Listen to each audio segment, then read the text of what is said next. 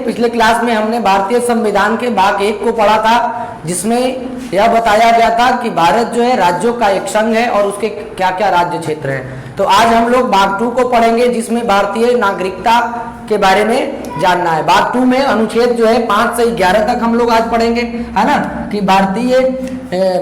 भारत में अगर आप रह रहे हैं तो आप कैसे भारत के नागरिक हैं, आपको भारत की नागरिकता कैसे मिलेगी, या आप कैसे भारत की नागरिकता प्राप्त कर सकते हैं, इन सारी चीजों को पढ़ेंगे। तो इसमें अनुच्छेद 5 से 11 तक है, एक एक अनुच्छेद को हम एक बारी बारी से पढ़ेंगे। सबसे पहले देख लेते हैं कि नागरिकता होता क्या है। कहता है कि नागरिकता जो है एक विशेष प्रकार का अधिकार है ना। नागरिकता जो है एक विशेष प्रकार का अधिकार है जो किसी देश के द्वारा उस देश में रह रहे लोगों को दिया जाता है ना। यानी कि जिस देश में जो लोग रह रहे हैं उन्हें वो अधिकार दिया जाता है ताकि आप सुख शांति से, है ना, आप उस देश में रहें, तथा मूल अधिकार बहुत सारे चीजें जो है उन्हें दी जाती है ना। सबसे पहले नागरिकता को अरस्तु ने परिभाषित किया था, है ना। सबसे पहले नागरिकता को किसने परिभाषित किया था? तो सबसे पहले अरस्तु ने इस नागरिकता को परिभाषित किया था। चलिए हम अनुच्छेद 5 को देखते हैं। अनुच्छेद 5 क्या कहता है? अनुच्छेद 5 कहता है कि संविधान के प्रारंभ में नागरिकता, यानी कि हमारा संविधान कब लागू हुआ था? हमारा संविधान जो है 26 जनवरी 1950 को जो है प्रभाव में आया था, है ना। यानी कि पूरे देश में ये संविधान लागू हुआ था। यानी कि जब संविधान लागू हुआ था उस समय जो भारत में लोग थे, है ना, उनको भारत की नागरिकता दे दी जाएगी, ऐसा संविधान में लिखा गया, ठीक है ना। जब भारत में 26 जनवरी 1950 को संविधान लागू हुआ, उस समय तक जो भारत में लोग थे उन्हें जो संविधान के द्वारा जो है भारत की नागरिकता दे दी जाएगी। लेकिन उसमें कुछ बातें थी, आइए उस बात को जानते हैं। सबसे पहला था कि उसका जो व्यक्ति है भारत में रह रहा है उसका जन्म भारत में, है ना। यानी कि जिस व्यक्ति की नागरिकता की बात कर रहे हैं उसका जन्म कहाँ हुआ? अगर भारत में हुआ है तब उस व्यक्ति को नागरिकता जो है दे दी जाएगी। दूसरा आधार क्या था? अगर मान लीजिए कि कोई आदमी है, कोई व्यक्ति है ना, आजादी की लड़ाई विदेशों में भी लड़ी गई थी, जैसे जर्मनी में भी लड़ी गई थी, सिंगापुर में भी लड़ा गया था, कनाडा में, सेंट लूसिया में, है ना, जहाँ पे लाला हरदयाल ने गदर पार्टी की स्थापना की थी। तो कोई व्यक्ति जो है विदेश में भारत के लिए लड़ रहा है और मान लीजिए वो वहां सेटल हो गया, रह रहा है, कुछ दिनों से रह रहा है ना, और उसके बच्चे का जन्म जो है वो विदेश में होता है, तब क्या उस स्थिति में उसे भारत की नागरिकता नहीं दी जाएगी? दी जाएगी। उस बच्चे को भी भारत की नागरिकता दी जाएगी जब वो बच्चा वहां का नागरिकता नहीं लेगा और साथ ही साथ उस बच्चे के माता पिता, है ना, माता पिता का जन्म, माता या पिता किसी का भी जन्म भारत में हुआ हो, तब जो है उसे भारत की नागरिकता दे दी जाएगी। तीसरी कही गई कि संविधान लागू होने से पहले, यानी संविधान लागू कब हुआ था? 26 जनवरी 1950 को भारतीय संविधान को लागू किया गया था। तो संविधान लागू होने से पहले ही भारत में रहता है, जो व्यक्ति संविधान लागू होने से पहले भारत में रह रहा था उसे क्या किया गया कि भारत की नागरिकता दे दी गई। तो ये थे अनुच्छेद 5 की कुछ बातें, है ना। अब हम अनुच्छेद 6 को देखते हैं, है ना। अनुच्छेद 6 क्या कहता है कि पाक से भारत आए लोगों को भी नागरिकता दी जाएगी। मान लीजिए कि आजादी के बाद जो है भारत 2 खंडों में बट गया था, भारत और पाकिस्तान, है ना। कुछ लोग भारत से पाकिस्तान चले गए और कुछ लोग पाकिस्तान से भारत चले आए। तो कहा गया कि क्या पाकिस्तान से आए हुए लोगों को नागरिकता नहीं दी जाएगी? तो संविधान ने कहा नहीं, जो लोग पाकिस्तान से भारत आए हैं उन्हें भी नागरिकता दी जाएगी, ठीक है ना। उसके लिए एक एक्ट बनाया गया, परमिट एक्ट, है ना। यानी कि अगर ये 19 जुलाई 1948, 19 जुलाई 1948 को बनाया गया और कहा गया कि अगर आप पाकिस्तान से भारत आ रहे हैं तो आपको नागरिकता दी जाएगी, लेकिन उसके लिए आपको सबसे पहले परमिट भरना पड़ेगा। और परमिट भरने के बाद जो है आपको 6 महीना ऐसे ही रहना पड़ेगा और 6 महीने के बाद जो है आपको भारत की नागरिकता दे दी जाएगी। यानी कि इसमें कुछ बातें थी, यानी कि 19 जुलाई 1948 से पहले ये सब कोई परमिट नहीं भरना था। यानी कि अगर 19 जुलाई 1948 से पहले जो व्यक्ति पाकिस्तान से भारत आ गया उसे क्या कि भारत की नागरिकता दे दी गई, उसे कोई परमिट भरने की जरूरत नहीं थी। लेकिन 19 जुलाई 1948 के बाद जो लोग पाकिस्तान से भारत आए, तो भारत से पाकिस्तान जाते थे या पाकिस्तान से भारत आते थे, तो उनको एक परमिट भरना पड़ता था और उस परमिट के तहत उन्हें 6 महीने के बाद भारत की नागरिकता दी जाती थी। तो ये जो था हमारा अनुच्छेद 6 था। चलिए अब हम बात करेंगे अनुच्छेद 7 का। अनुच्छेद 7 क्या कहता है कि जैसे कुछ लोग जब पाकिस्तान से भारत आए तो भारत से पाकिस्तान भी चले गए थे, है ना, यानी कि उन्हें आज़ादी के पहले 1 मार्च 1947 सबको लगा था कि अब तो भारत आज़ाद होने वाला है और इसके 2 खंड भी होने वाले हैं, भारत और पाकिस्तान, क्योंकि ये 2 देशों की बनाने की मांग जो है आज़ादी से पहले उठने लगी थी, विद्रोह होने लगे थे। तो कुछ लोगों को लगा कि नहीं, हमें पाकिस्तान में रहना चाहिए, तो पाकिस्तान जाने लगे। तो भारत से पाक गए लोग, पाकिस्तान गए लोगों को भी नागरिकता दी जाएगी, जो भारत से पाकिस्तान चले गए लेकिन वहां गए और वहां जो है उनको अब मार काट शुरू हो गया, है ना, बहुत ज्यादा मारकूट आंदोलन शुरू हुआ था, हिंसा हुई थी। उसके बाद जो है पाकिस्तान से बहुत सारे लोग जो है भारत आए थे, है ना, तो उन लोगों को भी नागरिकता दी जाए, ऐसा संविधान में प्रावधान किया गया। तो कहा गया कि भारत से पाकिस्तान गए लोगों को भी नागरिकता दी जाएगी जो लोग लौट कर चले आए हैं। यानी कि ये कहावत है कि अगर सुबह का भूला अगर शाम को वापस आ जाता है तो उसको भूला हुआ नहीं कहते हैं, उसको भटका हुआ कहते हैं। रास्ता भटक गया था, आज वो वापस लौट गया है। तो कहा गया कि 1 मार्च 1947 के बाद, है ना, जो लोग 1 मार्च 1947 के बाद पाकिस्तान चले गए हो लेकिन वहां की हिंसा, है ना, उपद्रव, है ना, अशांति, अराजकता के माहौल को देखते हुए वो वापस जो है भारत आ जाए, वापस जो है आ जाए, तो उन्हें रजिस्ट्रेशन के 6 महीने के बाद जो है भारत की नागरिकता दे दी जाएगी। ठीक है ना। अनुच्छेद 7 में कहा गया कि जो लोग 1 मार्च 1947 के बाद भारत से पाकिस्तान चले गए हों लेकिन वहां की जो हिंसा, अराजकता के माहौल को देखते हुए फिर से वापस भारत आ गए हों तो उन्हें भी भारत की नागरिकता दी जाएगी, लेकिन उन्हें रजिस्ट्रेशन करने के बाद 6 महीने का इंतजार करना होगा। यह था अनुच्छेद 7। अनुच्छेद 8 में क्या कहा गया कि भारत के बाहर रह रहा बच्चा भी भारत का नागरिक होगा जब उसके माता पिता जो है भारत के नागरिक होंगे। अगर उसके माता पिता भारत के नागरिक हैं, ठीक है, तो अगर वो बच्चे का जन्म अगर विदेश में भी होता है तो उससे कोई मतलब नहीं है, वो भी भारत का नागरिक होगा। उसके लिए उसके माता पिता का भारतीय होना जरूरी है। अनुच्छेद 9 क्या था कि अगर कोई भारत का व्यक्ति विदेश में रहता है, चला जाता है और वहीं पे बस जाता है, सेटल हो जाता है और वहां की नागरिकता ले लेता है, जैसे मान लीजिए कोई व्यक्ति व्यापार करने के लिए अमेरिका जाता है और अमेरिका में ही वो रह जाता है, अमेरिका की नागरिकता ले लेता है, तब अगर कोई भी व्यक्ति किसी भी देश की अगर विदेश की नागरिकता ले लेता है तो उस व्यक्ति के भारत की नागरिकता जो है समाप्त कर दी जाएगी, है ना। ये था हमारा अनुच्छेद 9 कि अगर आप विदेश की नागरिकता ले लेते हैं तो आपको भारत की नागरिकता स्वतः समाप्त कर दी जाएगी। चलिए अब अनुच्छेद 10 की बात करेंगे। अनुच्छेद 10 क्या कहता है? अनुच्छेद 10 कहता है कि नागरिकता जो है बना रहेगा। कब तक बने रहेगा?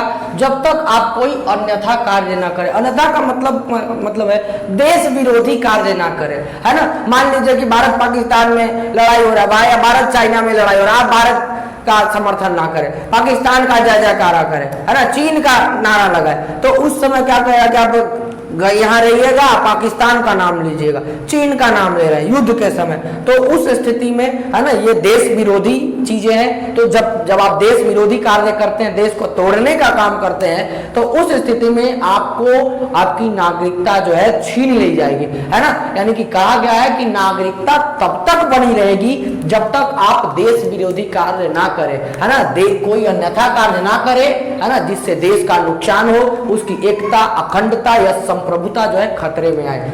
जब तक ऐसा कार्य नहीं करते हैं तब तक आपकी नागरिकता बनी रहेगी।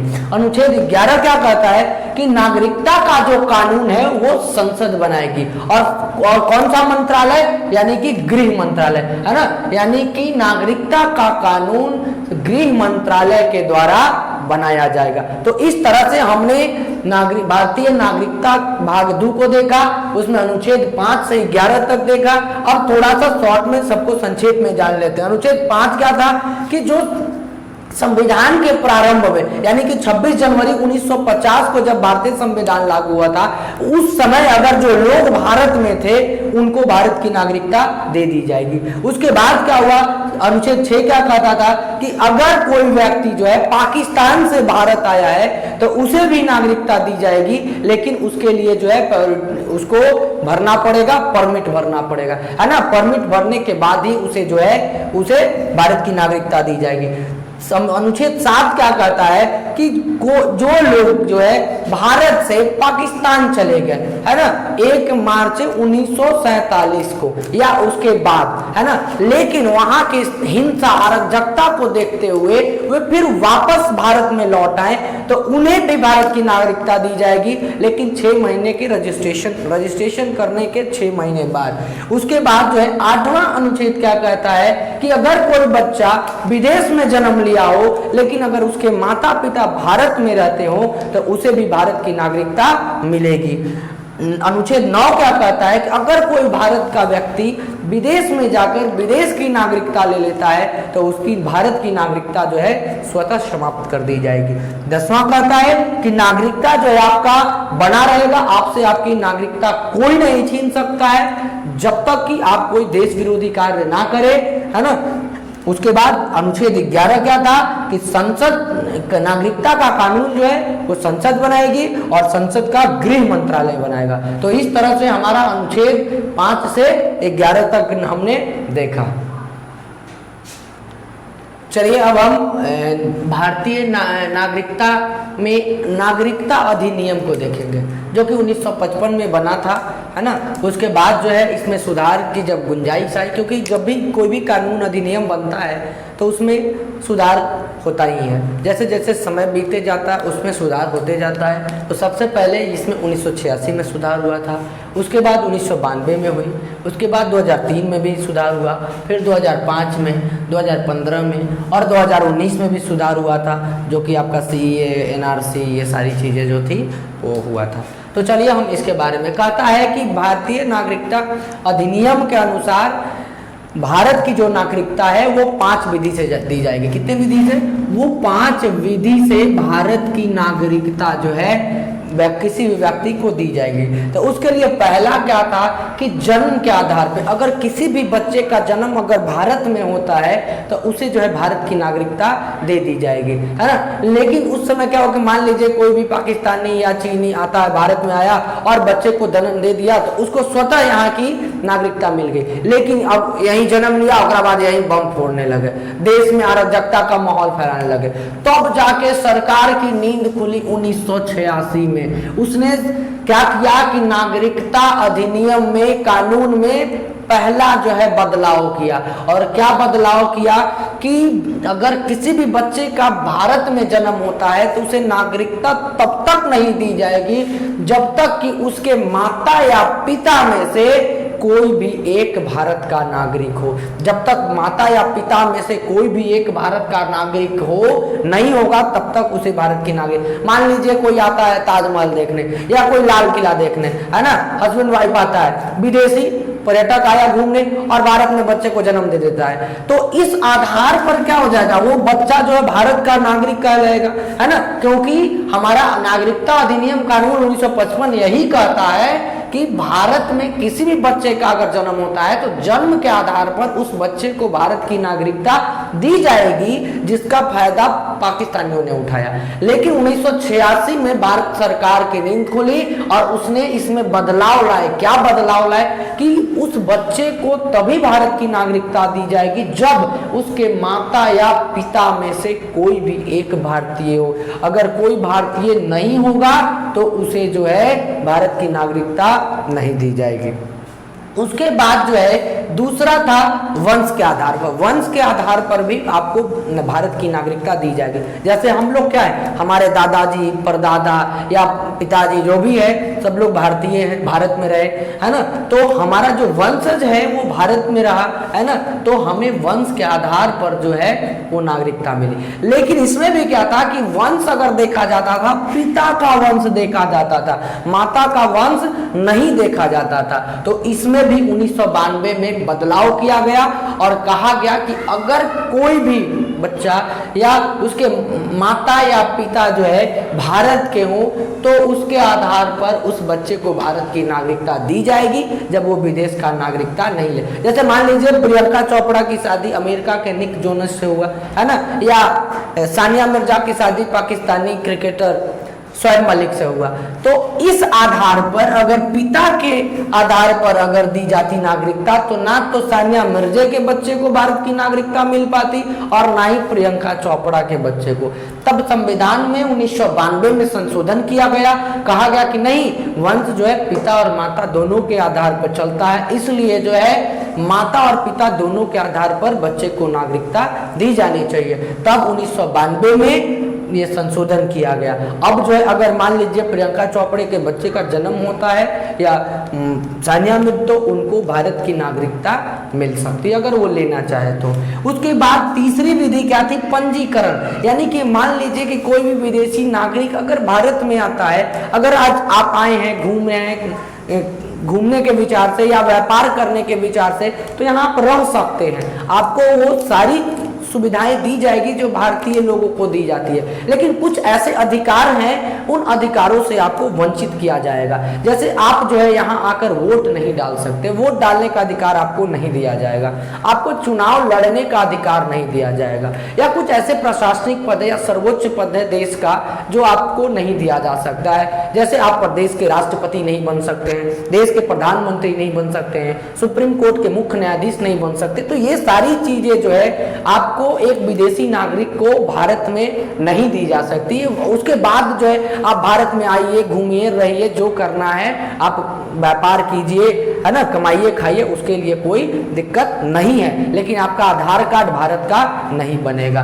तो उसके लिए क्या किया गया कि अगर आप भारत में आते हैं, आप 7 साल से रह रहे हैं और आप यहाँ की किसी भारतीय महिला से विवाह कर रहे थे, तो विवाह करने के उपरांत जब आप 7 साल पूरे हो जाते हैं तब सरकार आपके बारे में सोचेगी, है ना, आपके बारे में सोचेगी, तभी आपको जो है नागरिकता आप सरकार सोचेगी कि देना है कि नहीं देना, आपके कैरेक्टर को देखा जाएगा, है ना, वो सारी चीजों को देखकर तभी आपको नागरिकता दी जाएगी। नहीं तो क्या होगा कि मान लीजिए कि कोई भी आतंकवादी आएगा भारत में, है ना, वो 7 साल रहेगा, ट्रेनिंग लेगा, उसके बाद जो है भारत की नागरिकता ले लेगा और उसके बाद जो भारत में बम फोड़ेगा। तो इसलिए सरकार ने कहा कि ठीक है, पंजीकरण विधि से मैं आपको 7 साल के बाद नागरिकता दूंगा, लेकिन आपके व्यवहार को, विचार को, सबको देखा जाएगा, उसके बाद ही आपको नागरिकता दी जाएगी। उसके बाद चौथी विधि क्या थी कि देशीकरण विधि, न्यूट्रलाइजेशन मेथड था। यह क्या था कि अगर कोई विदेशी व्यक्ति अगर भारत आ जाता है ना, उसको भी भारत की नागरिकता दी जाएगी, लेकिन किस स्थिति में दी जाएगी, वो व्यक्ति कला के क्षेत्र में बहुत बढ़िया हो, अच्छा गाता हो, अच्छा डांसिंग हो, यानी और भी चीजें हो, या विज्ञान के क्षेत्र में हुए व्यक्ति अच्छा साइंटिस्ट हो, डॉक्टर हो, इंजीनियर हो, है ना, इन सारी चीजों का अगर उसके पास नॉलेज है तो उसे भारत की नागरिकता दी जाएगी। लेकिन कला और विज्ञान के साथ साथ उसे भारत के 22 भाषाओं में से किसी एक भाषा का ज्ञान होना जरूरी है। साथ ही साथ वो व्यक्ति जब 10 साल तक भारत में रह जाएगा तभी उसको भारत की नागरिकता जो है देशीकरण विधि से दिया जाएगा, है ना। यानी कि पहली चीजें क्या थी देशीकरण में कि कला या विज्ञान के क्षेत्र में आपका अच्छा होना चाहिए, साथ ही साथ भारतीय भाषा 22 भाषाओं में से किसी एक भाषा का ज्ञान होना चाहिए और आपका 10 साल भारत में पूरे होने चाहिए। उसके बाद जो है आपको भारत की नागरिकता दी जाएगी, है ना। उसके बाद जो 5वीं विधि थी अर्जित भूमि। मान लेते हैं कल के समय में भारत जो है चाइना को हड़प लेता है, उस पर अपना अधिकार कर लेता है। तो चाइना वाले भी भारत का क्या हो गया, भारत के गुलाम हो गए, भारत के अंडर में हो गए, भारत पे का कंट्रोल चाइना पे चलेगा। तो चाइना वाला का तो अपना कुछ अधिकार होगा नहीं, जो भी भारत का अधिकार होगा वही चीन पे अधिकार लगेगा, है ना। तब उस स्थिति में भारत के जो नागरिकता कानून है उसे चीन को भी देना होगा। उसी तरह जो जब सिक्किम जो है भारत का अंग नहीं था, वो पिछले वीडियो में मैंने बताया था, वो 16 मई 1975 को भारत में मिला था, जो भारत का 22वां राज्य बना था। तो जब वहां के लोग भारत में मिले तब जो है वहां इन सिक्किम के लोगों को भी भारत की नागरिकता दी गई। अब जो ये नागरिकता देने की 5 विधि थी, लेकिन नागरिकता समाप्त भी हो सकती है, उसके लिए 3 विधि। पहला क्या था, ये त्याग है, यानी कि जब आप यहां से विदेश चले जाते हैं, आपको विदेश की नागरिकता मिल जाती है, तब जो है भारत की नागरिकता स्वतः ही आपका समाप्त कर दिया जाएगा। दूसरा क्या था कि आप देश भी बर्खास्त, मतलब आप देश विरोधी ताकतों के साथ मिले हुए, देश की अखंडता को प्रभावित कर रहे हैं, एकता को प्रभावित कर रहे हैं, है ना। तब उस स्थिति में आपका जो है नागरिकता को बर्खास्त कर दिया जाएगा। चीन से लड़ाई हो रहा है, आप चीन का जयकारा लगाइए, तब उस स्थिति में आपका जो नागरिकता है वो बर्खास्त कर दिया जाएगा। और उसके बाद था वंचित, यानी कि आप विदेशी हैं, आप भारत में आए हैं और भारत में मान लीजिए जालसाजी करके, है ना, गलत तरीके से आप भारत का नागरिकता ले लेते हैं, तो जांच के बाद जो है अगर आप गलत पाए जाते हैं तो आपको उस नागरिकता से वंचित कर दिया जाएगा, ठीक है ना। तो हमारा नागरिकता अधिनियम 1955 जो है 5 विधियों से नागरिकता देता भी है, लेकिन 3 विधि से नागरिकता समाप्त भी करता है। तो ये था हमारा भाग 2, जिसमें हमने अनुच्छेद 5 से लेकर 11 तक देखा, ठीक है। तो आज और साथ ही साथ नागरिकता अधिनियम को भी देखा। तो इस वीडियो में इतना ही, फिर मिलेंगे अगले वीडियो में, तब तक के लिए जय हिंद।